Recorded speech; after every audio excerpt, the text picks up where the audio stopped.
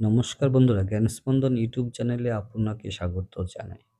বন্ধুরা, আজকে একটি বিতর্কিত এবং নতুন বিষয় নিয়ে আপনাদের সামনে হাজির হয়েছি। যদি চ্যানেলে নতুন হয়ে থাকেন অবশ্যই একটি লাইক এবং সাবস্ক্রাইব করে সঙ্গে থাকুন। আপনারা জানেন যে সংখ্যালঘু সম্প্রদায়ের আগামী কয়েকদিনের মধ্যেই একটি ঈদ রয়েছে। সেই ঈদ উপলক্ষে আসন্ন যে ঈদ কুরবানির দিন, ঈদের মরশুমে পশু জবাই নিয়ে হাইকোর্টে দ্বারস্থ হয়েছেন তৃণমূলের দুই সাংসদ নেতা মহামাত্র এবং আখরুজ্জামান। এনারা হাইকোর্টের কাছে একটি আবেদন করেন যে আসন্ন ঈদ উপলক্ষে মুসলমান সম্প্রদায়ের মধ্যে যে পশু বলি রীতি চালু আছে তাকে মান্যতা দিয়ে বিশেষ ক্ষেত্রে ছাড় দেওয়ার কথা তারা হাইকোর্টের কাছে আবেদন করেছেন। কিন্তু হাইকোর্ট আপাতভাবে এখনো তাদের নির্দিষ্ট কোনো সিদ্ধান্ত জানাননি। আগামী বৃহস্পতিবারে সম্ভবত ডিভিশন বেঞ্চের কাছে এই মামলাটি উঠতে পারে।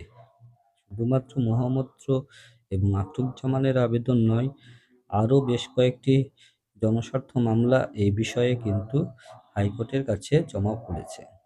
তো আপনারা জানেন, রাজ্যে পালাবদলের পর থেকে পশ্চিমবঙ্গ বর্তমান সরকার বেশ কিছু সিদ্ধান্ত গ্রহণ করে চলেছে। তার মধ্যে অন্যতম একটি সিদ্ধান্ত ছিল আজকের এই বিষয়টি।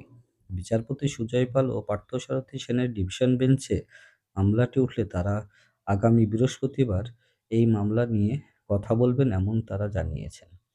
তো বিষয়টি সেই দিকেই সকলের এখন নজর রয়েছে, সংখ্যালঘু সম্প্রদায়ের যে আগামী বৃহস্পতিবার হাইকোর্ট থেকে কি নির্দেশ আসছে সেই ব্যাপারের দিকে। এবারে এদিকে ঈদেরও বেশি দিন সময় নেই। আগামী বুধ বৃহস্পতিবারেই হয়তো পশ্চিমবঙ্গ তথা সারা দেশে এই কুরবানির যে ঈদ সেই ঈদ পালন অনুষ্ঠিত হবে। তো সকলের মনে একটি ধোঁয়াশা এবং অনিশ্চয়তা রয়েছে। তাই প্রত্যেকেই চাইছে যে ১৯৫০ সালের আইন অনুযায়ী ১৪ বছরের নিচে পশু হত্যা দণ্ডনীয় এই মর্মে নির্দেশ জারি হয়েছিল পশ্চিমবঙ্গ সরকারের পক্ষ থেকে।